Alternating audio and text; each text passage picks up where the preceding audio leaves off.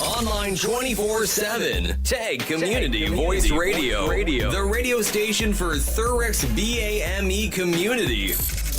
Subscribe, listen live, and download our app from the Apple and Google App Stores. Hello everyone and welcome to this week's program live from Tag Radio Essex. My name is Aliyyah and I have with me one called Santiago. Grace Funny. So guys, today we have a very special guest from the Essex Police. Do you mind introducing yourself to our listeners, sir? No, thank you very much for having me. I'm PC Neil Brand. Don't forget to call us on that line on 07920 026 470. Yeah, and you can also follow us on our various platforms at Facebook, Instagram, at YouTube, at Tag Radio FM. So, we're going to ask you some questions about your job as a police officer. So, can you tell us the role of a police in in maintaining community safety? Just a little bit of background on myself first as well if I can, and then I'll link into community safety. So I've been a police officer for over 28 years, all within the Thurrock district of Essex Police, mainly in community policing and obviously revolving around community safety. So Thurrock is actually one of 14 districts in Essex Police, and Essex Police as a whole, we have over 5,500 police officers, staff and volunteers now, which is the most police officers we've ever had in our history. Obviously, the simple way to put how police work in community safety is simply to help people, keep people safe and catch criminals, which is what most people I think of as us, obviously arresting people that are doing things that they shouldn't be, stuff like that. However, I'd say quite a big thing is about prevention and actually stopping people from committing antisocial behaviour or crime. Because if you ask most people, I'm sure they'd rather not be a victim of crime of antisocial behaviour in the first place. And I think something that we've probably got a lot better as time's gone on now is around communications and engagements with our communities. So the role I actually do is probably one of the newest roles in Essex Police, albeit it's about 4 years now it's been going, and that's around community safety and engagement, and that's doing things like today, with young people going into schools, going to youth groups and just talking to them and obviously answering their questions about all different things and stuff like that. And then finally, I'd say it's about us working in partnership, whether it's Thurrock Council, Essex Fire and County Rescue, the Health Service, Neighbourhood Watch, all these other agencies all working together to basically make Thurrock a nicer and safer place for everyone to live. Thank you very much for that. We were wondering if you could talk to us about how young people can contribute to crime prevention and community safety in Thurrock. Yeah, no, it's a really good question. I'd say firstly, in just being good role models in the first place to whether that's your younger siblings or younger students at school, college or at the workplace, wherever you are. And I say obviously for young people about getting involved, like obviously everyone here at Tag Radio, literally it's a good thing to get involved with. Obviously Thurrock has the youth cabinet here as well, and we go and talk to them. We also have our independent advisor group, and I think I'm right in saying that Lionel, who is a member of the youth cabinet, is actually our first young person on our IAG. I think sometimes a lot of people think, oh, it's just boring old people, but actually it'd be nice to get young people involved so they could have a say as well. I'm sure most people have heard of Crime Stoppers, but I don't know if young people have heard of something called fearless.org, which is actually the youth arm of Crime Stoppers, and they are literally open 24 hours a day, 365 days a year, where literally you can give information about crime anonymously, 100% anonymously. We will never know where that information has come from when it comes through to the police. And then finally, I mean, whether this is for young people, but I'd say it's probably for everybody, it's about treating others as you wish to be treated. That was advice my mum gave me a long time ago when I was younger, and I try and follow that as much as I can. Thank you. I mean, we recently did a show on bullying awareness. So, how do law enforcement agencies handle bullying cases and community crimes? So I think anything that comes into the police normally is recorded as an incident. It will either then become a non-crime incident or it will be a crime incident. It's all recorded, an investigation will take place, and then to be honest, there's so many different variables as to where that could end up, whether it's a simple informal warning, a community protection warning, a caution, or even a trip to court or something like that. With sort of like bullying, and if we're talking predominantly probably at school and places like that, we do have our children and young person officers who work in partnership with the schools and the youth justice service as well, and try and shall we say help young people who perhaps maybe are making wrong choices, shall we say, and hopefully show them a different way and things like that. But also we have our education officers in partnership with the Essex Fire and County Rescue that will go round to schools and do inputs around specific topics, and I think it's just trying to educate some people about the possible consequences of it. But then again, I'd probably go back to what I said earlier about treating others. I'm sure most people don't like being called names, being physically assaulted. Nobody would like that. So if you wouldn't want it, should you do it to someone else? And I think whenever we do that input at school, the young people are always very loud when they're coming back to us and saying, no, we wouldn't want that. So hopefully it'd be good if obviously follow that guidance, and then maybe we wouldn't need the police. We live in a wonderful place, but a crime-free zone. Actually, I was just thinking as well, is obviously one of the thing I know, obviously this is on radio, but we've got, I think we're doing for YouTube and stuff like that, you said stuff like that. So we do obviously the Walk On Rhyme Road show. I think we've caught up after the COVID pandemic with all the year groups, but it's predominantly aimed at year fives, where we normally have about 750 young people in the morning, then in the afternoon over a number of days, and talking about online safety, which does include obviously bullying, because I think obviously with mobile phones nowadays and other devices, young people can be sort of like, if you like, online, well, technically 24 hours a day. I know you shouldn't, but it should be going to bed so they're ready for school the next day. But it's trying to, again, education. I mean, I was a schools officer for 14 years here in Thurrock, going around the school, so I believe very much in about education, telling young people and giving them the information so they can make those choices for themselves, and hopefully the right choices. Okay. So can you tell us about how you tackle substance abuse and gang violence?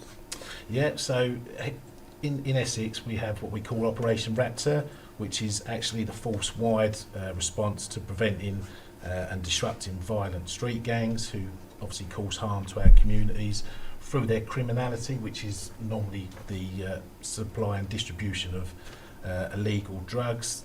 The team will look to identify who these individuals are, and then look to obviously look to deter, disrupt what they're doing, ultimately taking enforcement action against them, and obviously some people might have heard of things called gang injunctions, which is a very powerful tool to use, which actually will tell an individual where they can go, who they can hang around with, what they can actually do on social media. And if I remember rightly, there was one where it was said that he couldn't actually wear a hoodie, so it actually even was telling them what clothes you can and couldn't wear. So they're quite important.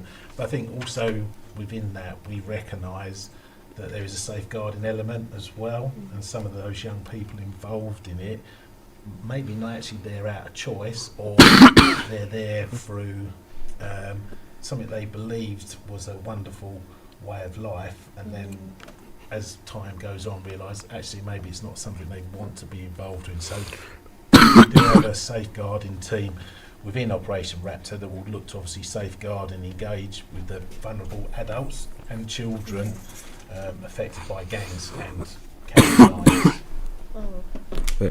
Some people are easily pressured and exploited into criminal activities. How are you able to conquer that? So I think through some of the things we sort of mentioned earlier with our safeguarding team within Operation Raptor, and through the educational stuff that we've done previously, trying to show young people the consequences, if you like, of possibly their actions, and literally try and do that early intervention with them to hopefully direct them away from perhaps that way of life. But obviously some of the advice that we give most of the time, especially at the Walk Online Roadshow, is about saying to a young person, if they ever find themselves in a situation that perhaps they don't want to be part of and they want to move away from it, escape from it, is actually first thing to do is actually tell a trusted adult, whether that's someone at school, us, albeit I know some people might think, well, I'm not going to tell the police. Fair enough, but tell a trusted adult to you about what's going on. And even with, obviously I mentioned fearless.org earlier, even there they have information and they can sort of like signpost young people to advice and information to hopefully help them make different choices, shall we say. That was what we did in our recent, I told you we did a recent show on bullying and awareness. That was also the advice we gave to young people who are in that position. Yeah, and that, it's really good advice. And I know for some young people it might be difficult to take that, but sometimes once they take that first step, as they get along, they'll see it gets better and better. It's a bit like this interview. I think to begin with, it'll be like my heart was pounding away, but as time moves on, you think, oh, it's not too bad. Actually, you can enjoy it, and things get better. So, any young person in that situation, make that first step. It'd be the best thing you've ever done, to be honest. It will. We were wondering, how do you build trust and maintain positive relationships with the community? And if you could, would you be able to give an example? Yeah, I think that's a really good question and a very important part within policing, because obviously we police with the consent of the public, and obviously effective community engagement is at the heart of the Essex policing plan. We recognise that in addition to using enforcement powers to deal with crime and antisocial behaviour, obviously a key role is to engage with our partners, our communities. As they say, it's good to talk, and as I said, this is literally my role. Community safety engagement officer didn't exist when I joined Essex Police way back in 1995, but in 2020 Essex Police realised there needed to be a change and they introduced this new role. So it is specifically about going out there. So we are involved with the independent advisory group, where people can come together and literally listen to the police, but actually they have a voice. They can actually say things to us, talk about incidents that may be causing concern, community tensions, and obviously we can get the views of the many diverse communities. And Thurrock is probably actually the most diverse district out of 14 that are in Essex Police. You can go on the Essex Police website. It will talk about IAGs. Obviously we have one in Thurrock, and actually in Thurrock we've even developed it to now where we actually have a stop and search body-worn video review panel that's come out of IAG, so they can actually watch a stop and search and then give feedback to us. Right. It's totally independent and stuff like that. Other things we do, myself and my colleague, we run the Let's Talk drop-ins, where we'll go to a place, predominantly libraries, hubs, information centres, sometimes CAFs, garden centres, where literally we advertise it. We're there for an hour, whether that's in Stamford Hope, Corringham, Bulford, Horndon, Allsit. But funny enough, interestingly, we're actually the funeral directors. I think we were the only place in Essex that actually holds a drop-in the funeral directors, but they were really good to offer their space, because obviously I know probably a lot of people realise there is only one police station in Thurrock now at Grays. So by going out to the people, they can obviously come along. I recognise that not everyone can come to our Let's Talk, because a lot of time they're during the day. We do them at weekends as well as weekdays, But there are community forum meetings out there, and we try and get our beat officers to go to those. They're obviously normally in the evening, when perhaps maybe the majority of people are not working, and they can go to those. So we'll try and obviously engage with those as well. Obviously social media, we have our own, well, Essex Police has its own Facebook page, but even us as a district. So if you want to check us out, it's EP Thurrock. You can check us out on Facebook. I'm guessing probably for you young people, you're probably more likely to be on TikTok. Yeah. We don't actually have TikTok yet. There has been discussions about it, whether it happens or not. I don't know. I mean, I would quite like to put over to you guys and your listeners, what would they feel is the best way for us to engage with young people? Yeah. I mean, on new social media platforms, it would be good for police to like interfere with it, because you can create an ad, like to just pop on whenever on TikTok. It would be really good. Yeah, cool. I think some people, they all seem to think they wanted to see me dancing. I don't know what that was, what that was about. Who knows whether I do that. Other things as well, obviously the Essex Police website I mentioned before, there's lots of things on there, but actually one of the really good things is you can actually go on there, it's called Your Area, and you can actually see what's going on crime-wise, and there's even a map where you can actually zoom in down to road level, and you could actually see if there's any crimes going on. Also on there is a list of our Let's Talk events, so you can see when we're next going to be in your area, if you're not on Facebook and you've not seen it on there. And then probably one of the newest things that we introduced at the end of last year was called Dispatch. So it's basically an electronic newsletter. It comes out weekly, every Wednesday at noon. There is one on a Monday, which is the Essex Police one, but there is one that's specifically for Thurrock, and it will be telling you about all the stories in the sense that have been going on around with the police, but it also has crime prevention advice, Ask the Police, which is a way that people can actually ask a question. Trying to think what else is on there. List of our events. Yeah, so check it out. If you just put in Dispatch Essex Police, you can subscribe to that. And I think obviously by doing all those sort of things, and like this, pop-ups that we do at train stations, supermarkets, stuff like that, just by being out there and obviously just being able to capture what people are feeling, what they're concerned about. Hopefully we might be able to reassure them. Sometimes we have freebies to give out, which always goes down well. We've normally definitely got a pen.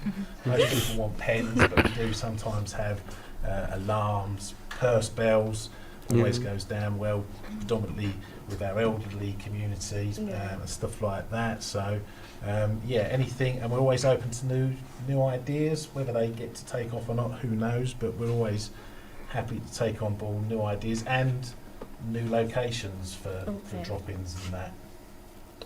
Thank you. We were also wondering, what kind of training did you do to go through to become a police officer? Okay, well, it's probably changed a lot since 1995, but for me, it was, I went away to a place called Shotley, which was an old naval base where I think I spent about 4 months, where you do a lot of training, you do scenarios, classroom inputs, even sort of like drill practice, fitness tests. Probably in those days we had just normal tests. I think nowadays, unfortunately, they have to do actual exams and stuff like that.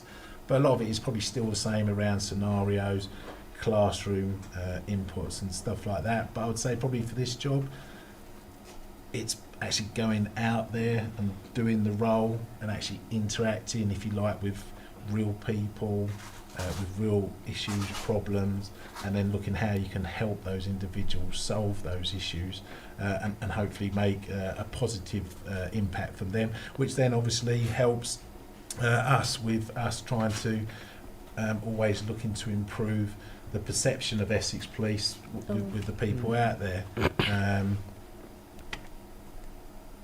Yeah. Thank you. If you were to give an advice for someone interested in pursuing a career in law enforcement, what would it be? Firstly, it'd probably be go for it. Basically, don't give up. I use myself as an example. At 21, I lived in Barking and Dagenham. I actually applied to the Metropolitan Police, and that's where I lived.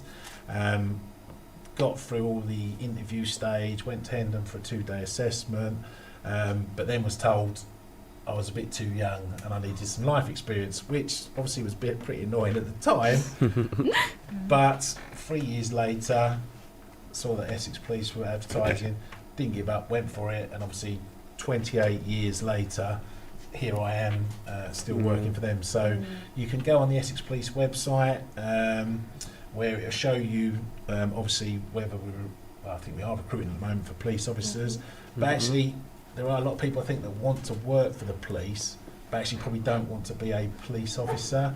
And we do have, as I mentioned earlier, police staff, and they could be crime scenes investigators, admin staff, vehicle technicians, all like that. There's a load of police staff in the background and even at the foreground, like our PCSOs, who would quite happily work without being, if you like, that frontline police officer, because not everyone wants to do that. So you can always check those out. Obviously, for young people, we have our police cadets, so you can actually start at 13, come and be a police cadet.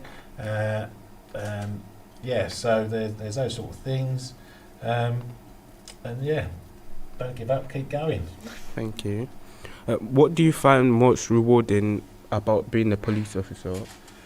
So for me, funny enough, it's about public engagement and talking to people, having those conversations, and trying to be there for them and reassure them and stuff like that, and hopefully actually make a difference in someone's life. And what's quite nice sometimes, I was at an event the other day, and someone actually came up to us and started speaking to us and stuff like that. I'd actually met them probably 20 odd years ago at an incident, but they'd obviously remembered it, and just knowing that you've made a difference is quite rewarding. There's other things where I think I got an award for the work. Well, actually I got invited to an award ceremony, but I thought I was just there for a meal really, and then all of a sudden the next thing I'm being called up and being presented with a certificate and stuff like that, which was really touching because it came from the community and stuff like that. But I suppose my biggest and proudest thing was that back in, how many years ago was it now? Whenever it was the Queen's 70th years, it was probably a couple of years back, and actually I got nominated by the community to be one of the flag bearers as part of the thank you parade. So I actually got to walk down the mall, take part in the pageant, and all stuff like that, which was pretty amazing. And it was actually my birthday as well. So that's nice. That's something that I probably won't forget. Probably one of the nicest things that I won't forget for the rest of my life. So yeah, when it comes from the community, then it's nice. Special, yeah, definitely. Thank you for coming in today and for answering our questions. We really appreciate it. Thank you. We really thank you so much. No, thank you for having me. You've made it quite a nice experience. I was a little bit nervous to begin with. I think we were all nervous because you're policemen. Yeah, I mean, it's funny. I know that. I think some of that sometimes stems, I think, unfortunately, from parents when they're younger, saying to their kids, if you don't behave yourself, the police will take you away. And we're like, no, don't say that to your children, because who's the first person you want your child to go to when they're in trouble? Exactly. Police. The police. But if you've told them at a young age, they're going to take you away if you don't behave yourself. And then unfortunately sometimes I think that nasty people out there, if we can call them that in a sense, will use that. That's it. They say, do. Don't want to trust. Well, I think it's the feds at the moment seems to be the in word for us. I mean, we've been called many things over the years and stuff like that. So, but you don't need to be afraid of us. We don't bite. Well, as far as I know, we don't bite and stuff like that. I mean, I'm not going to sit here and say we're all perfect. Unfortunately, we have seen some terrible things sometimes come out, but the majority of police officers and staff, from what I see, are decent people trying to do a good thing, And obviously by working with the public together, we can basically make those nasty people, if you like, Good people. stop what they're doing, whether that's crime, antisocial behaviour or whatever, so that actually we can all get along, because at the end of the day, Yeah. we're all just human beings. Exactly. Yeah. It's all in the unity, isn't it? Yeah, You're allowed to definitely. be united. Definitely. We're on one planet, Exactly. Yeah. so let's take care. I'm going off on a tangent now, but let's take care of it. Yeah. And actually all get along, because actually we probably all want the same thing in life. Yeah. Yeah. To be happy, Happy. probably have a nice holiday. Yeah. And safe. And, yeah.